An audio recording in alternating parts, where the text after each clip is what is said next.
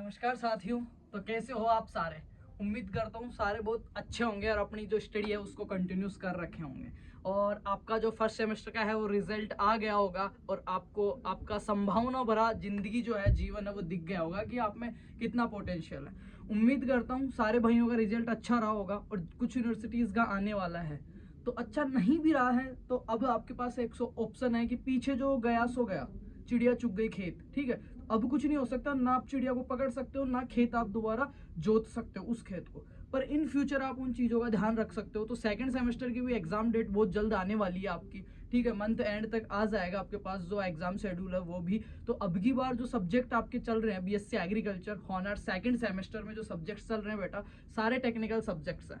जब आप agronomy, fundamental horticulture, fundamental soil science, ठीक है, फंडामेंटल जो सब्जेक्ट्स थे फॉरेस्ट्री वगैरह, एग्रीकल्चर 12वीं के ही सारे पार्ट्स थे, उनमें कुछ खास परफॉर्मेंस नहीं कर पाए हैं। मैंने रिजल्ट देखा है बेटा, मैंने रिजल्ट देखा है। बहुत सारे जो ये कह रहे थे बहुत अच्छे पेपर हुए हैं, जिनको 90% पेपर हमने एग्जाम से पहले दिन प्रोवाइड करवा दिया था, उन बच्चों के ओजीपीए जो सीजी पे परसेंटेज आ रहे हैं वो आ रहे हैं 5.6, 5.6, 5.7, 5.9, 6.2। शर्म की बात है बहुत। किसी के भी अगर अच्छा एवरेज स्टूडेंट अगर मानते हैं ना इस प्रोफेशनल डिग्री में, किसी के भी 6.7 से कम नहीं होना चाहिए। ये मैं लोअर बता रहा हूँ, मीडियम स्टूडेंट के। हाईएस्ट जो स्टूडेंट है उनके आने चाहिए 7.9, 8.5, 8.6, 8.8 तक। पर कोई बात नहीं, अब भी कुछ नहीं बिगड़ा भाई। आगे जो सब्जेक्ट है वो ऐसे हैं कि आपको पढ़ना ही पड़ेगा। तो आज एक उसी सीरीज में नया सब्जेक्ट शुरू कर रहे हैं, बहुत प्यारा सब्जेक्ट है, 2 क्रेडिट सब्जेक्ट और सबसे छोटा सिलेबस है इस सब्जेक्ट का। कौन सा है भाई? क्रॉप फिजियोलॉजी, पादप कार्य की। आज इसकी पहली क्लास रहने वाली है। सिलेबस एनालिसिस पूरा मैं इसी में समझा दूंगा कि 10 टॉपिक की क्लास है, पूरा कोर्स ही 10 क्लास का है बेटा। एग्जाम से पहले वाली रात को भी अगर तुम इन 10 क्लास को ढंग से ध्यान वहां से हटा के उस जगह से हटा के इस जगह लगा के अगर देख के जाते हो ना, तो मैं कन्फर्म 100 नहीं 101% कह सकता हूँ तुम्हारे कोई बैक नहीं दे सकता और बहुत गजब का स्कोर करोगे। और जिन्होंने वो देखा था वीडियो की कॉपी कैसे लिखते हैं, गेस्ट पेपर जो देखे थे उन्होंने किया भी है, तो नहीं किया है तो अभी भी कुछ नहीं बिगड़ा। क्लासेस पर रेगुलर हो जाओ। आज की बात करते हैं, फिर और भी इस बारे में बात करेंगे रिजल्ट वगैरह की सारी। तब BSc agriculture second semester crop physiology पादप कार्य की इस वीडियो में आपको मैं क्या क्या इन्फॉर्मेशन देने वाला हूँ। एक तो इसके सारे टॉपिक्स में क्लियर करने वाला हूँ आज ही। आप किसी भी प्लेटफॉर्म से सेल्फ नोट्स कुछ भी पढ़े तो आपको इतना आइडिया होना चाहिए कि इसमें मेरे को पेपर में पूछेगा क्या, सब्जेक्ट क्या कह रहा है और मेरे को लिख के क्या आना है। क्लियर? फ्री ऑफ कॉस्ट क्या मिलेंगे? वीडियो लेक्चर पूरे 10 के 10, पूरा syllabus course free of cost मिलेगा आपको, जो और सब्जेक्ट भी मिल रहे हैं बेटा। ठीक है, नोट्स आपको मिल जाएंगे। तो शुरू करते हैं, इसका एक बार सिलेबस देख लेते हैं अपन। पहले मैं एक बार एक टॉपिक समझाऊंगा, उसके बाद भी देखेंगे। और मिस मत करना यार क्लास को, बहुत ज्यादा समझदार बनते हो, चीजों को ओवर कर देते हो, हटा देते हो, क्लास नहीं लेते हो। अरे भाई फीस नहीं ले रहा मैं फीस नहीं ले रहा, मैं सिर्फ तुम्हारा उद्धार हो जाए, अच्छे से डिग्री आ जाए, कुछ बन जाओ, थोड़ा सा लेवल अप हो जाए, किसी को डिग्री बताओ तो शर्म नहीं आए, इसलिए फ्री ऑफ कॉस्ट सारी चीजें एफर्ट्स लगा रहे हैं हम और हमारी टीम। और किसी को लगता हो कि इससे कुछ बिजनेस या अभी कुछ रेवेन्यू, तो ऐसा कुछ नहीं है। हमारा काम निकाल के छोटे भाई बहन बहुत सारे बच्चे, हमारे टारगेट ऑडियंस जो है ना वो बहुत जेन्युइन ऑडियंस भी है, जिनको रियल में नीड होती है। वो यहाँ से समझते हैं चीजें, फिर खुद भी पढ़ लेते हैं, उनको जहाँ से मिलता है वो पढ़ लेते हैं बेचारे। ठीक है, तो ध्यान रखना इन चीजों का। देख लेते हैं, सबसे छोटा सिलेबस है आपका fundamentals of crop physiology. Fundamental का मतलब बेटा होता है आधारभूत। क्या होता है? आधारभूत। आधारभूत को मैं कह सकता हूँ फंडामेंटल या मदर। ठीक है, उसकी मदर कह सकते हैं अपन, आधारभूत कह सकते हैं, और बेसिक चीजें जिनको अपन कह सकते हैं, राइट, बेसिक चीजें जिनको कह सकते हैं। ऑफ क्रॉप फिजियोलॉजी, अब इसमें एक शब्द आ रहा है क्रॉप, क्रॉप फिजियोलॉजी। फिजियोलॉजी का मतलब क्या होता है? फिजियोथेरेपिस्ट अपन कहते हैं ना, फिजियोथेरेपिस्ट है।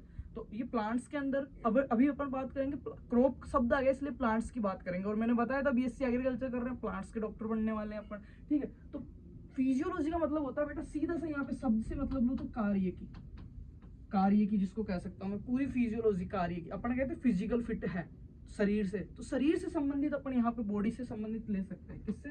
बॉडी से। और किसकी बॉडी से बेटा? Crop, CROP, crop. ये जो शब्द है ना, ये एग्रीकल्चर वाले बच्चों के लिए तो ऐसे समझ लो, क्रॉप, लैंड, वाटर, सॉइल, ये 4-5 जो शब्द है ना, कार्बन, ये जो शब्द है ना, वो ऐसे मान लो एग्रीकल्चर वालों को अगर इनका मतलब नहीं पता ना, रटना नहीं, इनका मतलब नहीं पता ना एग्जिट, तो गलत है एग्रीकल्चर पढ़ना, क्योंकि इनके बिना एग्रीकल्चर संभव ही नहीं है। मृदा के बिना, बीज के बिना, पौधे के बिना और पानी के बिना। तो पौधा, फसल, ये उसी में आ जाता है। क्रॉप किसे कहते हैं वो भी मैं अभी बताऊंगा, सारी चीज एक बार टॉपिक्स देख लेते हैं। तो इसमें मोटा सा अगर बेसिक से जानकारी दूं तो 10 क्लास में क्या पढ़ सकते हो, एक फसल है और उस फसल के जितने भी कार्य हैं उनके बारे में पढ़ते हैं। तो सबसे पहले अपने पास मैटर ये आता है कि यार फसल किसे कहूंगा मैं, फसल किसे कहूंगा। टॉपिक्स बाद में समझाऊंगा मैं, पहले एक बार देखना चीजें, बुक की लैंग्वेज में नहीं, खुद की लैंग्वेज में देखना, समझना चीजों को। एक जैसे कोई वेब सीरीज नहीं देखते क्या, जैसे कोई आपने वेब सीरीज उठा ली कोई सी भी जिसके छोटे छोटे 15-15 मिनट के 10 सेशन और देख के खत्म कर दी, बड़ा मजा आया और चीजें भी सीखने को मिली, वैसे ही इसको एक सेशन की तरह लेंगे। एक प्लेलिस्ट अपडेट कर दूंगा, जैसे ही आप 10 की 10 वीडियो देखोगे ना, मजा आ जाएगा आपको और समझ में भी आ जाएगी।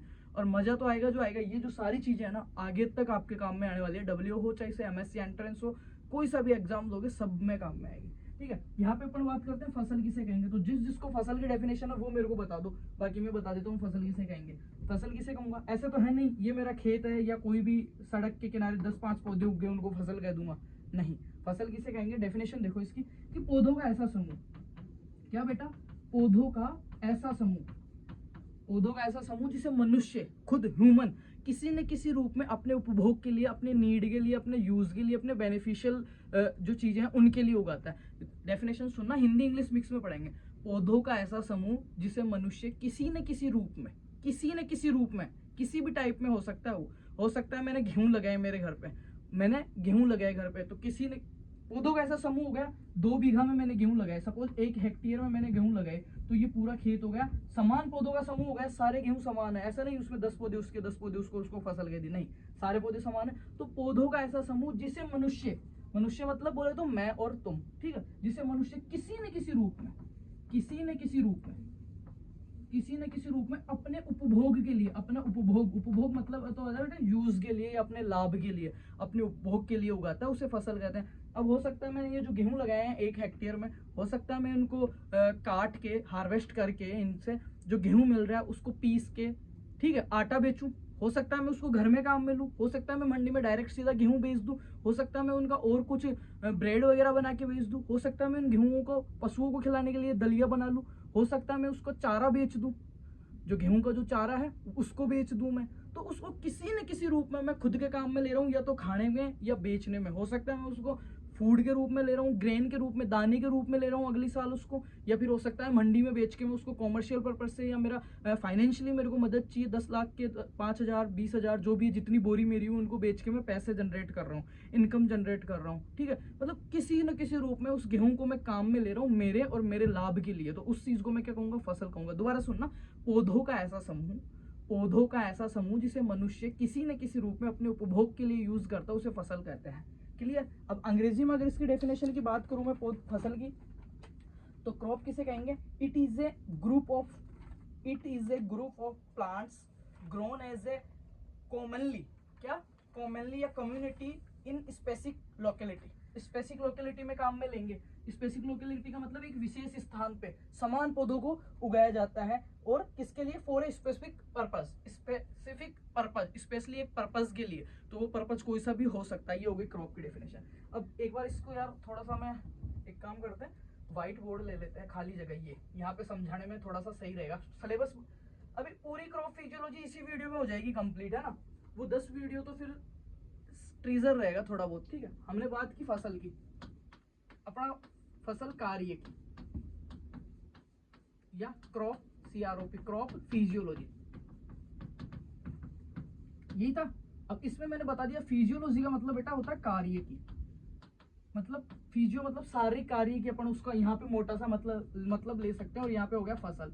और फसल का फिर मैंने मतलब बताया क्या, कि ऐसा प्लांट्स का समूह जिसको एक स्पेशली लोकेटेड एरिया पे उगाते हैं, और उसका एक स्पेसिफिक क्या होता है, पर्पस होता है, उसको अपन फसल कहते हैं। पौधों का ऐसा समूह जिसे मनुष्य किसी न किसी रूप में अपने उपभोग के लिए उगाता है उसको फसल कहते हैं। क्लियर। अब यहाँ पे है प्लांट्स, मतलब प्लांट को ही, प्लांट्स के समूह को फसल कहेंगे। प्लांट्स की क्या पढ़ेंगे अपन, कार्य की, फिजियोलॉजी, फिजियोलॉजी पढ़ेंगे। तो मेरे को एक बताओ, एक कोई पौधा है, ये एक प्लांट है, किसी का भी प्लांट है, इसके बारे में अधिकतम मैं क्या क्या पढ़ सकता हूँ वो सारा आपका सिलेबस में मेंशन किया हुआ। एक प्लांट को, एक सीड को जर्मिनेशन से लेके, एक सीड का बेटा अंकुरण से लेके, बोने से, जर्मिनेशन से लेके, उसमें जो प्रोडक्शन मेरे को मिल रहा है, हार्वेस्टिंग करके मैं उत्पादन जो ले रहा हूँ, वहां तक की सारी चीजें।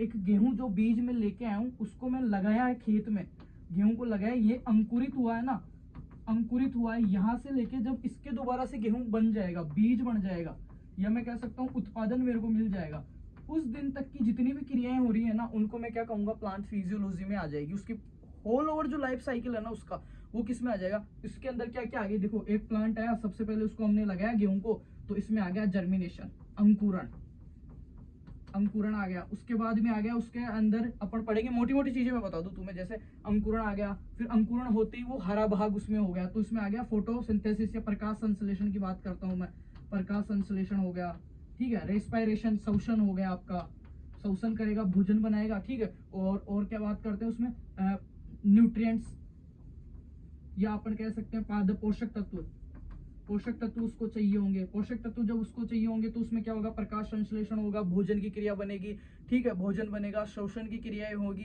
श्वसन की क्रियाएं होगी तो उसके अंदर वो आपके जो ग्लाइकोलाइसिस बन रहा है, क्रेब्स शक्कर बन रहा है, भोजन वाली में वो सारी चीजें उसके अंतर्गत आ गई, ठीक है। फिर आएगा उसमें वाटर रिलेशन, वाटर को रिलेशन, पादप का जो सह संबंध है, जिसमें आप पढ़ोगे क्या, आपके ऑस्मोसिस है, परासरण, विसरण, डिफ्यूजन, वो सारी चीजें, ठीक है। तो ये थोड़ा सा मैंने मोटा सा समझा है क्रॉप फिजियोलॉजी के बारे में। सिलेबस देखने से पहले कुछ चीजें हैं जो मैं आपको क्लियर कर देता हूँ। क्रॉप फिजियोलॉजी, क्रॉप फिजियोलॉजी दो शब्दों से मिलकर बना हुआ है।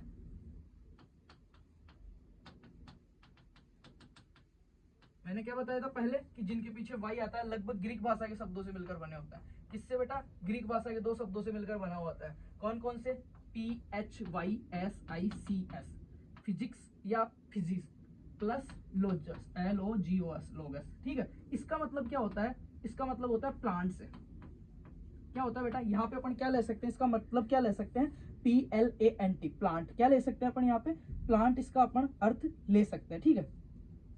और आपका जो दूसरा शब्द है लोगस, प्लांट, या दूसरा अगर इस सब्जेक्ट को, क्रॉप फिजियोलॉजी को सेट करना है, देखो क्रॉप फिजियोलॉजी को मैं प्लांट फिजियोलॉजी भी बोल सकता हूँ, प्लांट फिजियो भी बोल सकता हूँ, तो इसको मैं प्लांट से ले लूँ, या फिर एक स्पेशली प्लांट से ना लेके नेचर से मैं ले सकता हूँ, नेचर से। और लोगस का सबको मतलब पता ही है, टू स्टडी या डिस्क्राइब, उन चीजों को विवरण में देखना, वो लोगस के अंतर्गत आती है। तो एक प्लांट के बारे में सारी कुछ चीजें देखनी है, प्लांट फिजियोलॉजी या क्रॉप फिजियोलॉजी कहेंगे, जो कि ग्रीक भाषा के दो शब्दों से मिलकर बना होता है, ग्रीक लैंग्वेज के।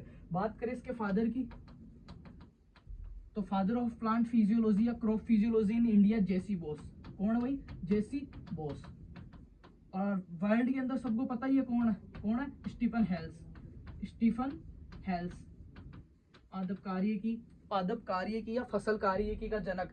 अगर बात करें भारत के अंदर तो वो है जेसी बॉस, और बात करें वर्ल्ड के अंदर तो वो है बेटा स्टीफन हेल्स। अब देखो इसमें करते क्या है, वो चीज देखो, science of how plants, science of how plants, देखना मैं लिखता हूं यहाँ पे, समझना चीजों को ना, जल्दीबाजी नहीं अपने को। साइंस ऑफ, क्या लिखना है, science of how plants develop, how plants develop, plants develop. पहली चीज क्या है, एक शब्द है अपने पास, plant develop, grow and respond to their. Plant को डेवलप करना है, ग्रो करवाना है, और क्या, क्रॉप फिजियोलॉजी की डेफिनेशन में जो तीन चार शब्द यूज हो रहे हैं वो चीज बता रहा हूं। और क्या करना है, their environment, the cellular and biochemical level, उसका बायोकेमिकल लेवल देखना है अपने को, ठीक है। सीधी सी अगर इसको मैं समझाऊं तुम्हें, तो पादप फिजियोलॉजी में क्या क्या पढ़ेंगे अपन, देखो कुछ टॉपिक्स में मार्क करता हूँ, मैं समझाने की कोशिश इसलिए कर रहा हूँ यार आपको कि फिजियोलॉजी होती क्या है, क्रॉप फिजियो या प्लांट फिजियो होती क्या है। इसलिए क्योंकि आप कहीं से भी पढ़ो, कैसे भी पढ़ो, आपको आपका जो सिलेबस चल रहा है ना उसका इतना पता होना चाहिए कि ये चल क्यों रहा है, क्या क्या पढ़ते हैं इसमें। प्लांट के बारे में मैंने बताया उगाने से लेकर एंड तक, तो सीधा सीधा सा बात करें तो उसमें अपन देख सकते हैं उसकी मॉर्फोलॉजी, प्लांट की। क्रॉप फिजियोलॉजी को क्या कहूँगा कि बोटनी की एक ब्रांच है, पादप कार्य की या फसल कार्य की, बोटेनी या जो आपका पादप विज्ञान है उसी की एक ब्रांच है, जिसमें एक प्लांट के बारे में उसकी एनाटॉमी देखी जाती है। क्या देखा जाता है बेटा, उसकी एनाटॉमी। और एनाटॉमी के अंदर क्या आता है, एनाटॉमी को क्या कह सकते हैं अपन, एनाटॉमी को क्या कहते हैं, एनाटॉमी को कहते हैं अपन संरचना, ठीक है। क्या कहते हैं, एनाटॉमी को कहते हैं अपन संरचना। तो प्लांट एनाटॉमी, संरचना। अब बेटा संरचना दो प्रकार की होती है, इंटरनल और एक्सटर्नल, आंतरिक संरचना और बाहरी संरचना, संरचना। क्रोफिजियो की बात कर रहा हूँ, पहली चीज अपन क्या देखते हैं उसमें, एनाटॉमी देखते हैं। आंतरिक संरचना में तो क्या देखेंगे अपन, उसके टिश्यू जो है प्लांट के उनके बारे में, उसकी सेल के बारे में, कोशिका के बारे में, उत्तकों के बारे में, और अंगों के, ऑर्गेनिज्म जो है अंगों के बारे में देखेंगे। जैसे हरित लवक हो गया, माइट्रोकॉन्ड्रिया हो गया, केंद्रक हो गया, केंद्रिका हो गई, ठीक है, राइबोसोम हो गया, ये सारे क्या है उसकी इंटरनल एनाटॉमी में आएंगे। बाह्य एनाटॉमी में अपन क्या देखेंगे बेटा, उसकी रूट, ठीक है, लीफ, स्टेम, ये सारी चीजें किसमें देखेंगे, बाह्य एनाटॉमी, या जिसको एक्सटर्नल एनाटॉमी कहेंगे। पहली चीज तो अपन क्रोफिजियो में देखते हैं एनाटॉमी के बारे में। सेकेंडली अपन चीज देखेंगे बेटा इसके अंदर प्लांट इकोलॉजी। क्या देखेंगे, प्लांट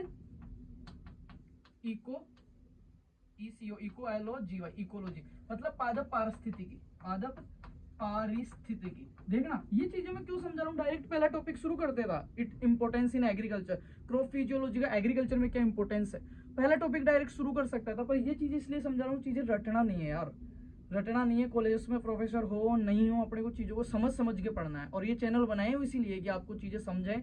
एक अच्छा टीचर क्या होता है, सब्जेक्ट को आके सामने आके पढ़ा कोई भी सकता है यार, पढ़ाना कोई बड़ी बात नहीं है, बच्चों को पास करवाना कोई भी करवा सकता है जिसका थोड़ा सा कम्युनिकेशन लेवल अच्छा है। पर एक पता है अच्छा टीचर क्या होता है, उस सब्जेक्ट के बारे में बच्चे के अंदर इंटरेस्ट पैदा करना, उसको समझने के लिए मजबूर करना, ना कि रटवाना और पास करना। ठीक है, बच्चे का खुद का इंटरेस्ट आए कि ये चीज सही में क्रॉप फिजियोलॉजी का मतलब ये होता है, इतना लेंथी नाम है इसका, इसमें तो ये चीजें होती है। डायरेक्ट टॉपिक शुरू करवाता, हाँ क्रॉप फिजियोलॉजी के एग्रीकल्चर में इंपॉर्टेंस, नई किस्में बनाने के लिए, उत्पादन बढ़ाने के लिए, रोगों से मुक्ति के लिए, क्या मतलब था?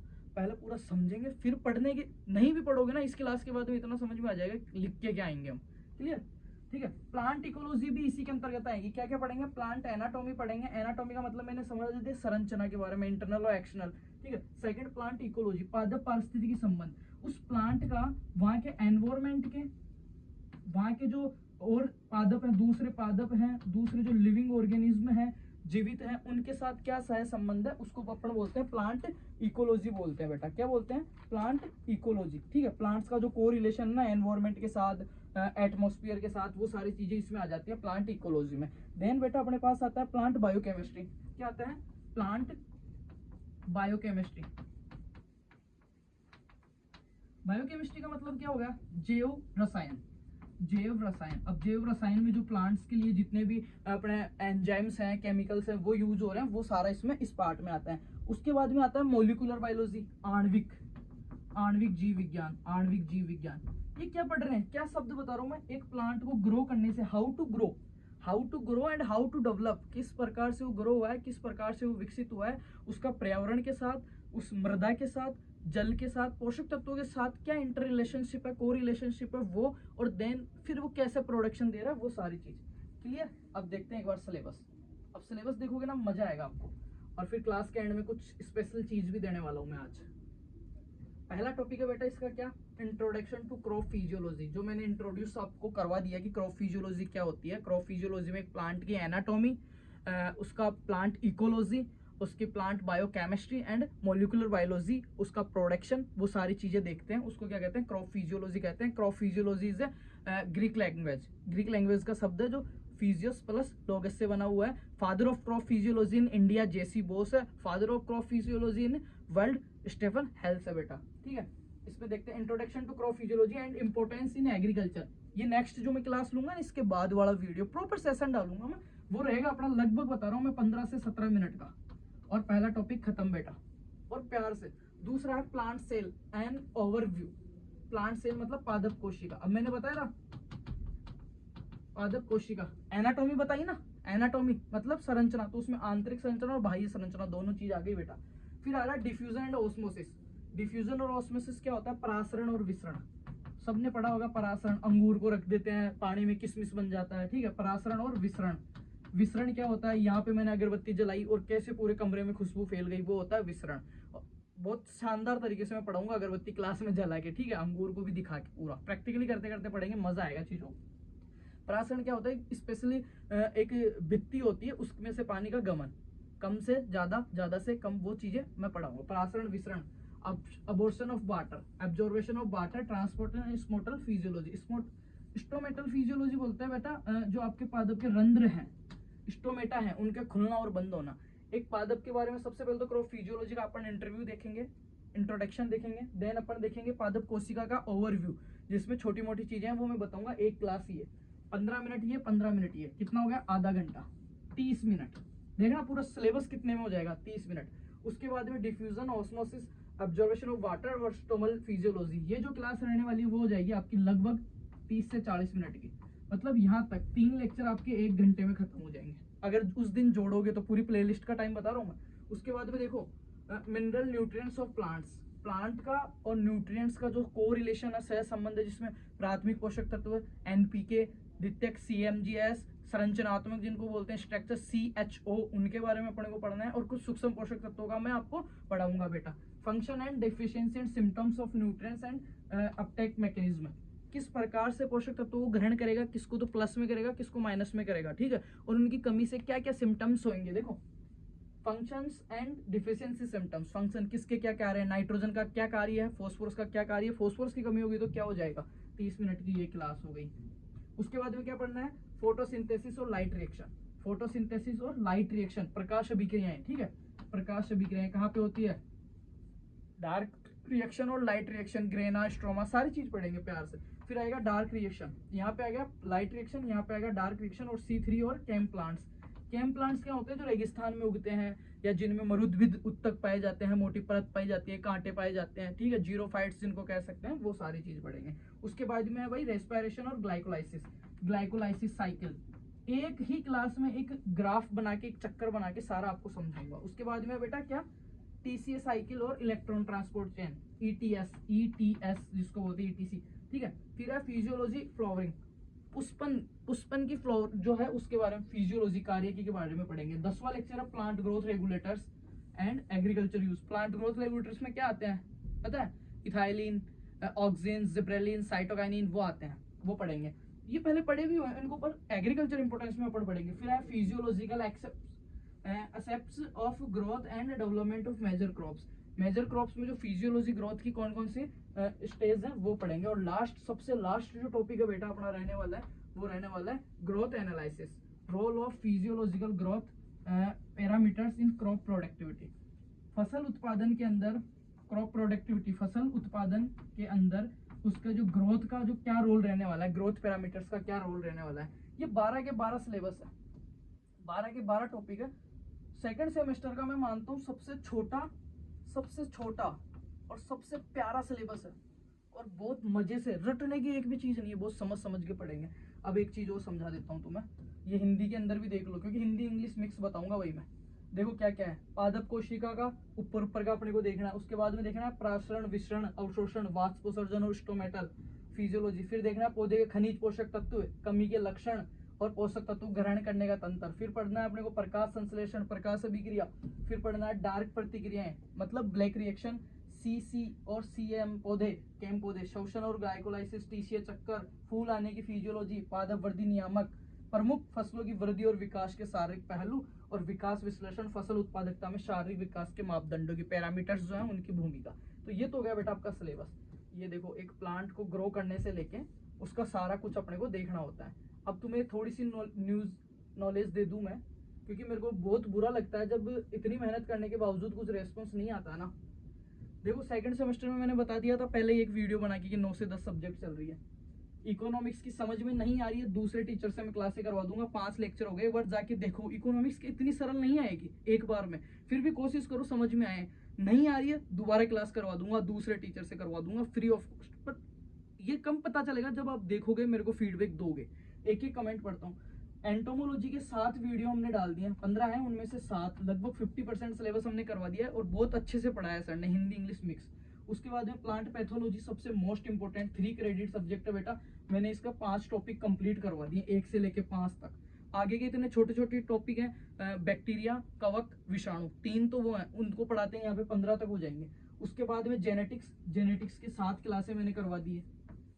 जेनेटिक्स के 15 में से 7 क्लासें हमने कर ली है, और कंटिन्यू रहेगा ये। तो देखो 1 2 3 सब्जेक्ट तो ऑलरेडी, और 4 सब्जेक्ट तो ये हो गए। 5वां आज मैंने शुरू कर दिया क्रॉप फिजियोलॉजी। इसके बाद में मैं पढ़ा रहा हूँ माइक्रोबायोलॉजी, जो पैथोलॉजी का पार्ट है। 6 सब्जेक्ट हो गए आपके, 6 10 में से 6 से 7 सब्जेक्ट बेटा हम करवा रहे हैं। हाँ, और एक सबसे अच्छा 7वां सब्जेक्ट एक्सटेंशन एजुकेशन, जो 2 क्रेडिट सब्जेक्ट और कुछ भी नहीं करना उसमें, उसकी मैं कल या परसों में पहली क्लास लूंगा और उसके बाद में एक मेजर क्लास लूंगा, मेजर क्लास, ठीक है, और लगभग 2-2.5 घंटे की, और पूरा कोर्स ही खत्म कर देंगे उसमें। तो ऐसे करके यार 10 में से मैं लगभग 8 सब्जेक्ट फ्री ऑफ कॉस्ट आपको करवा रहे हैं, और इन क्लासेस पे व्यूज बिल्कुल नहीं, आप देख नहीं रहे हो, हम टाइम निकाल के एफर्ट्स डाल के फ्री में आपको पढ़ा रहे हैं। या तो ये बात है आपकी दिमाग में ये चीज घुस गया कि फ्री में पढ़ा रहे हैं तो पता नहीं सही पढ़ा रहे हैं, नहीं भाई, इनसे बाहर फर्स्ट सेमेस्टर में भी जो बच्चे पढ़े हैं उनसे पूछ लेना, एक सिंगल क्वेश्चन बाहर नहीं जाता, और एग्जाम से पहले हम गेस्ट पेपर भी दे देते हैं आपको, ठीक है। तो यार क्लासेस वगैरह देखो, ज़्यादा से ज़्यादा जो आपके कॉलेजेस के ग्रुप में बच्चे हैं उनमें शेयर करो। मैं कभी कहता नहीं हूँ वैसे सब्सक्राइब करने के लिए, ये करने के लिए, शेयर के लिए हमेशा कहता हूँ।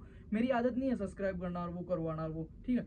बहुत मेरे खुद के चैनल पे मेरे 500 वीडियो होंगे, 500 वीडियो में मुश्किल से 4 या 5 वीडियो ऐसे होंगे जिन मेरे मुंह से मैंने ये कहा हो कि बेटा सब्सक्राइब कर देना, मैं नहीं कहता, क्योंकि मैंने उस तरीके से बनाया नहीं था ये जो प्लेटफॉर्म है, ये जो परिवार है, उस तरीके से जोड़ा ही नहीं मैंने कभी बच्चों को कि as a teacher, as a institute बढ़ाना है, करना है, बिजनेस नहीं, उस तरीके से जोड़ा नहीं। शेयर के लिए इसलिए बोलता हूँ कि यार मैं इतनी मेहनत कर रहा हूँ, गला दुखा रहा हूँ कंटिन्यू, 2-2 घंटे की भी क्लास है, तो ज़्यादा से ज़्यादा बच्चों के काम में आ सके, ठीक है, ज़्यादा से ज़्यादा बच्चों के काम में आ सके, और बच्चों का काम तब आएगी जब वो उन तक पहुँचेगी। तो यार उनको शेयर वगैरह करना, इन क्लासेस को चेक करना, जो कुछ कमी आ रही है हमें बताओ, हम करेंगे पूरी आपको, ठीक है। इसके अलावा 7 सब्जेक्ट की क्लासें हो जाएगी, इसको स्कैन कर लेना, टेलीग्राम पे नोट्स मिल जाएंगे, जितनी भी क्लासें हैं, पैथोलॉजी के पूरे 5 के नोट्स भेज दिए हैं, इकोनॉमिक्स के पूरे नोट्स मैंने भेज दिए हैं, ठीक है।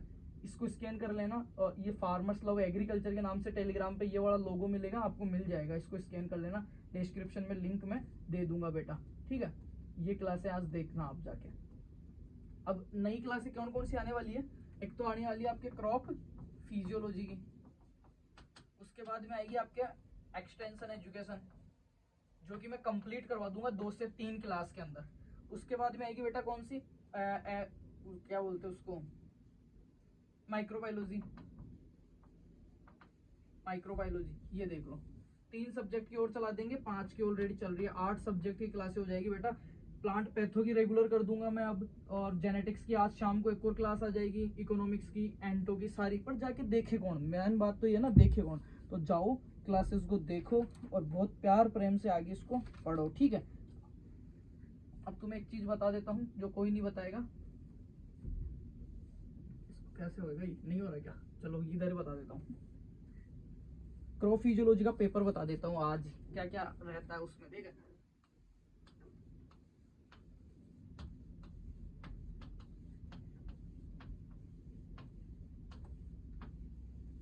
10 टॉपिक, 10 शब्द लिख रहा हूँ, और 10 के 10 पेपर में मिलेंगे, और 10 के 10 शब्द आपको समझ में आएंगे, रटेंगे नहीं अपन। पहला शब्द है बेटा अपना फोटोसिंथेसिस, फोटोसिंथेसिस प्रकाश, ठीक है, संश्लेषण। दूसरा शब्द रहेगा बेटा अपना रेस्पायरेशन, रेस्पायरेशन मतलब श्वसन, ठीक है, प्रकाश संश्लेषण और ग्लाइकोलाइसिस, श्वसन। दूसरा अपना इसके बाद में रहने वाला है क्या, आयन विनिमय, या जिसको अपन कह सकते हैं वाटर कोरिलेशन, पादप सहसंबंध, पादप जल का सहसंबंध है वो। उसके बाद में रहने वाला बेटा आपका न्यूट्रिएंट्स वाला, पादप पोषक तत्व प्रबंधन या पादप पोषक तत्व संबंध, जिसको अपन कह सकते हैं कोरिलेशन। अपटेक प्रक्रिया हो गई, न्यूट्रिएंट डिफिशियंसी सिंड्रोम हो गया, एंड उनका वर्क हो गया, ठीक है। देन उसमें आएगा स्टोमेटल एक्टिविटीज, या अपन कह सकते हैं स्टोमेटल को क्या बोलते हैं, रंध्रीय व्यवहार, पोटेशियम आया रंध्र खुल गए, पोटेशियम गया रंध्र बंद हो गए, वो चीज। उसके बाद में बेटा आपका फ्लावरिंग, पुष्पन में से एक क्वेश्चन कंफर्म है, ठीक है। उसके बाद में आपका है सीड फॉर्मेशन, एक क्वेश्चन कंफर्म है भाई, सीड फॉर्मेशन और सीड जर्मिनेशन, 2 टॉपिक है ये, सीड जर्मिनेशन, बीज अंकुरण और बीज निर्माण, इसी में आएंगे ये। और पेपर में देख लेना, बड़े क्वेश्चन में मिल जाएगा, आज ही तुम्हें चाहे गेस्ट पेपर मान के लिख लो इस चीज को, ठीक है। देन उसके बाद में आपके आएगा प्लांट वाटर रिलेशन, ऑस्मोसिस और डिफ्यूजन, ऑस्मोसिस पराशरण और विसरण, और डिफ्यूजन, और ये सिर्फ इस पूरे 10 क्लास में इन 10 शब्दों का मतलब समझाऊंगा, लिखना समझाऊंगा, और बहुत मजा आएगा इस सेशन को। तो इस क्लास पे ज्यादा से ज्यादा कमेंट होने चाहिए, ज्यादा से ज्यादा लाइक होने चाहिए, और ज्यादा से ज्यादा शेयर होने चाहिए। एक्सटेंशन के पहले क्लास के साथ मिलते हैं, बहुत प्यार प्रेम से पढ़ेंगे, बहुत अच्छा क्लास होगा, मजा आएगा सेशन में। और इसकी 10 की 10 क्लास की मैं प्लेलिस्ट अपडेट कर दूंगा, ये भी बहुत जल्द। बाकी यार जाके एंटो की, जीपीबी की, आपकी जेनेटिक्स की, इकोनॉमिक्स की, पैथोलॉजी की ये क्लासेस लो और एंजॉय करो, अच्छा पढ़ो, अच्छे लोगों में रहो, अच्छा खाओ, अच्छा पहनो, तो आप अच्छे बन जाओगे। ठीक है, तो सभी को बहुत ढेर सारा प्यार और सभी को टाटा बाय बाय। ठीक है, बेस्ट ऑफ लक।